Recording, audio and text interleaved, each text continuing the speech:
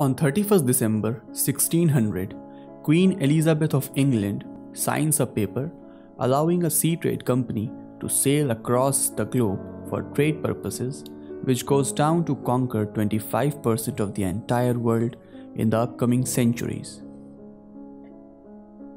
The journey begins in 1608 when East India Company shipped stock at Surat for the first time. It was one of the most prosperous port cities of India. Soon, they established their first factory at Surat as a private enterprise. East India Company understands that the best way to expand is to become friends with the Mughals, who were ruling most of North India by the time. In the year 1615, King James of England orders Sir Thomas Roe of the company to try to appease the Mughal Sultan with expensive gifts from across the seas. The mission goes so successful that in return for expensive gifts, Mughal Sultan Nuruddin Muhammad Jahangir allows East India Company the exclusive rights to reside and establish factories in Surat and other parts of Mughal territory. Jahangir writes a letter to King James. The letter tells that the Mughal Sultan sells off Indian ports to East India Company in exchange for exotic gifts. This blunder of colossal proportions paved way for the expansion of East India Company across India, gradually overtaking all sea trade in the upcoming century.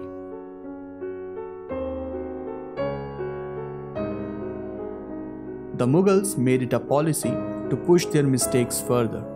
In 1634, 5th Mughal Sultan, the son of Jahangir, Muhammad Khurram, mostly known by his title Shah Jahan, goes on to extend hospitality to British furthermore. After these favors from the Mughal Sultans, EIC factories kept on growing across India for the rest of the 17th century. With EIC's developed navy and capitalist approach, they kept on attracting investors from India and other trading hotposts. Mughals lacked a strong navy and the void was filled by the company. On the other hand, many Pars were trying to gain independence from Mughal tyranny. For the past 150 years, the Mughals had crushed the Hindu civilization in n number of ways, and many parts of India were in open rebellion against the Mughals. The Rajputs, the prior overlords of North India, had never actually made peace with the Mughals and were in a constant battle against them since centuries. But this time, it was a new emerging power. From the mountain ranges of Sahyadri, born in Shivneri Fort, an extraordinary military commander, Chhatrapati Shivaji, was leading a rebellion of freedom against all foreign powers. He ignited the dream of Hindavi Swaraj, which meant Hindu self-rule, inspiring the whole generation of Deccan India to fight for freedom. Year after year, the Marathas under Shivaji's command were tearing across sultanates and gaining new ground. Since Swaraj was a mission of absolute freedom from foreign domination, even the British were a target. One such incident takes place in 1664 when Shivaji defeated Mughals under the command of Inayat Khan in Surat.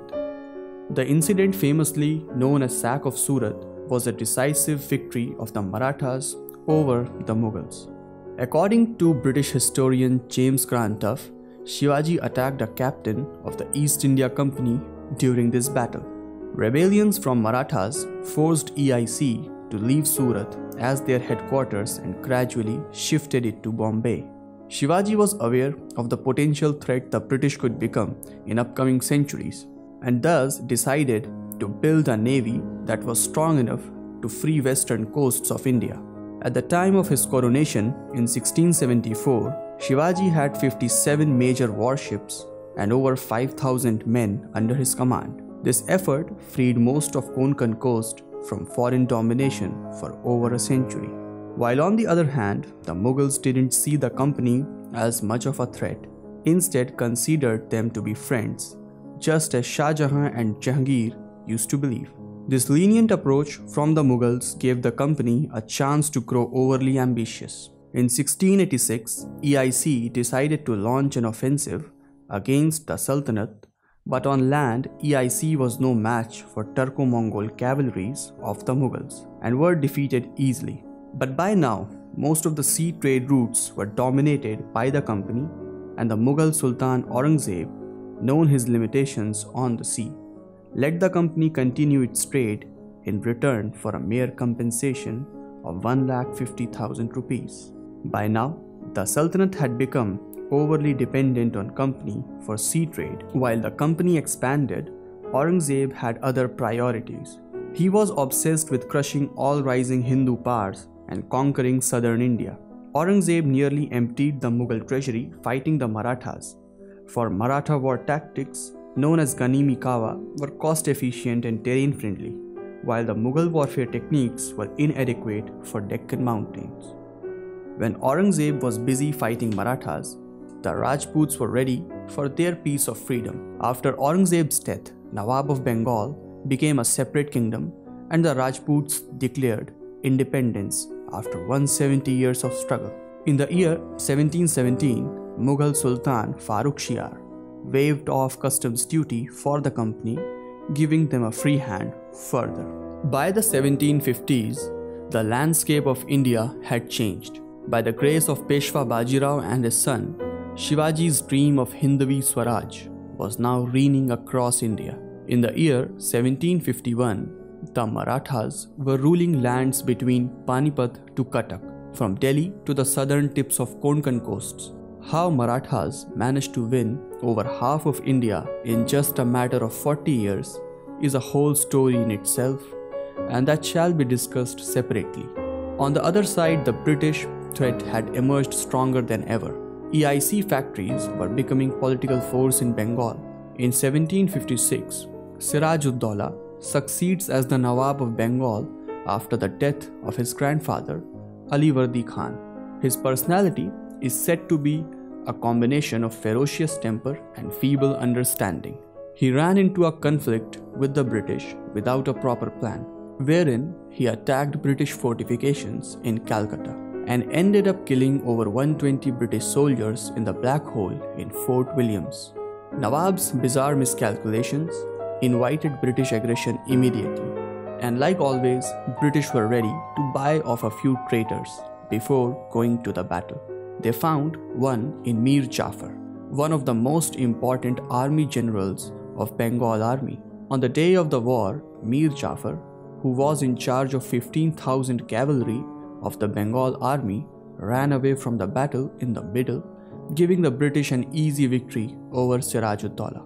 The Nawab tried running, but his own traitor, Mir Jafar, got him killed. Mir Jafar was installed as a puppet Nawab of the British.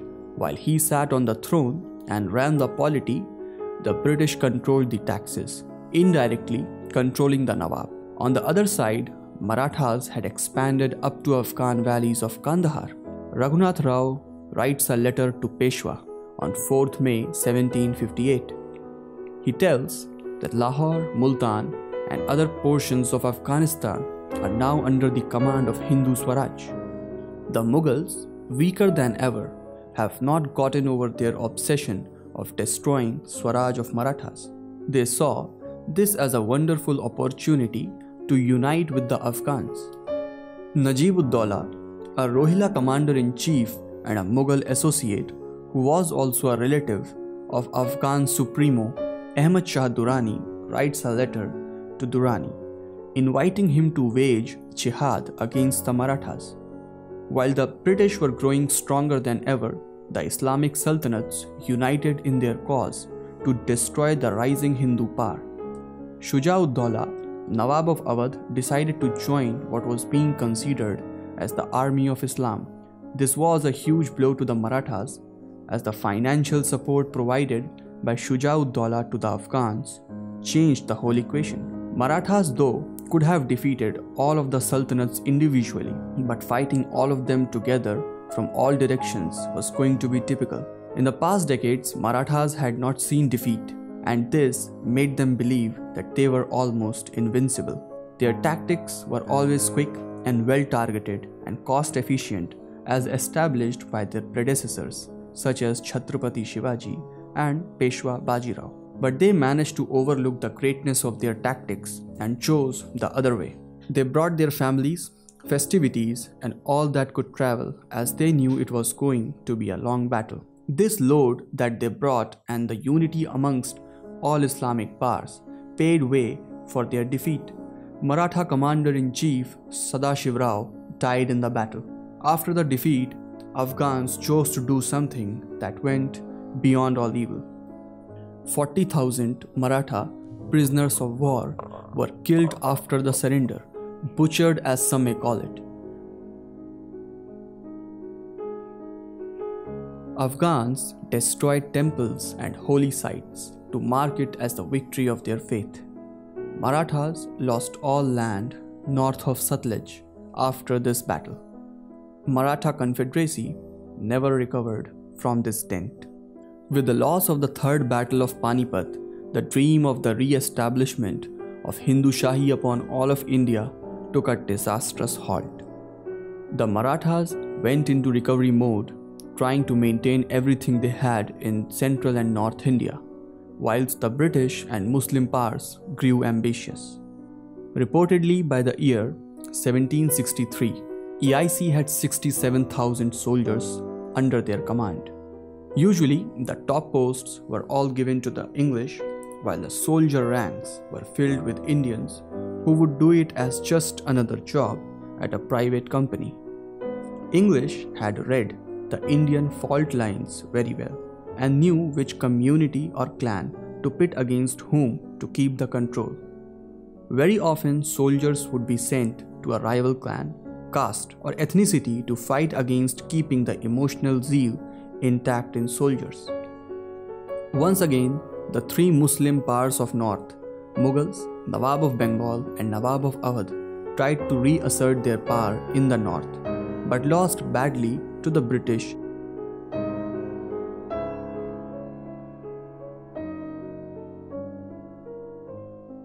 Treaty of Allahabad followed.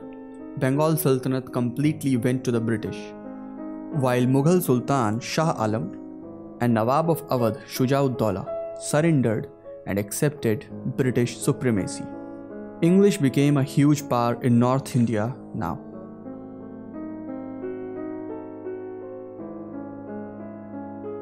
The defeat of Panipat proved to be detrimental for the Marathas. The proud Peshwa Balaji Bajirao, son of the legendary Peshwa Bajirao, died soon after the defeat at Panipat in the year 1761. His son Madhavrao Bhatt became the new Peshwa, fourth of the glorious Peshwa lineage. He quickly regained many territories back under the Maratha Hindu Padshahi, which were lost during Panipat. But the royal lineage had a curse that doomed their line, the curse of an early death. Just like his grandfather and father, he too died sooner than the nation needed. With the death of Madhavrao I, a game of thrones began in the royal Maratha family of Bhatts. The same clan of Chitpavan Brahmins that led the freedom movement against Mughal tyranny was now in turmoil. Madhavrao's brother Narayan Rao became the Peshwa, but his uncle Raghunath Rao went out to rebel. On 30th August 1773, Peshwa Narayan Rao was killed in his ancestral castle in Shaniwarwada, which appeared to the world as a result of a rebellion, but it was, in reality, the lust of power, cutting deep into the last hope for revival of Hindu Padshahi across India. It was an assassination planned by Raghunath Rao. Maratha bureaucracy was quick to act on it. One of the Ashtapradhan, the 8 royal ministers of the Marathas, Brahmin of the same Chitpavan clan as of Bajirao, was now acting regent for baby Peshwa, the son of Narayan Rao. Raghunath Rao was quickly ousted off the Maratha Samrajya. This opening proved to be a very good opportunity for the British, and they were quick to act on it. They struck a deal with the rebel and promised to make him the Peshwa. The deal wasn't accepted by the Maratha High Command. Nana Fadnavis had directed Raghunath Rao to be stripped of all royal titles and powers and was called a wanted traitor to be punished as per the laws of Marathas. This created a conflict of interest and British were ready for the battle. On the other side, inimical Islamic powers, the Nizam of Hyderabad and Hyder Ali of Mysore, were swiftly defeated by the Marathas, but British were a force to reckon with. The British came with a massive force of 93,000 and about 25 battleships, while the Marathas were ready with an even bigger army of 146,000 troops and 14 ships. The long battle went on from 1775 to 1782 for 7 long years, and the Marathas emerged victorious. Marathas got back all they lost in Treaty of Purandar. Madhavrao too was reinstated as the Peshwa, and Marathas aimed for stability from there on. But another weak link of India lied in the southern kingdom of Mysore. Tipu Sultan, son of Hyder Ali, who usurped the throne from Hindu warrior kings, was now ruling Kingdom of Mysore. His dealings and close relations with the French made English anxious, and thus English attacked Mysore. Tipu Sultan was always finding allies amongst the foes of Hindu kingdoms, was now under a threat himself. The same Tipu who once wrote a letter to the Afghans to invite them to wage jihad against the Marathas was now running away from the battlefield. He was captured and killed by the British in 1799. The British now had absolute control over eastern shore and almost 35% of Indian land. On the other side, Nana Fadnavis died in the year 1800. Maratha Empire started to disintegrate. Though the central command remained with the Peshwa, but now Maratha Confederacy was more a union of 5 major chieftains, all acting nearly independently, than a full-fledged empire. Traitor's son was now the Peshwa, the weakest and the worst possible one ever. Though he was named Bajirao II, he wasn't even a tiny speck of the legendary Peshwa Bajirao Ballad, who had once established Hindu Shahi across all of central India. The Holkars of Indore and Scindia of Gwalior had begun to have tensions.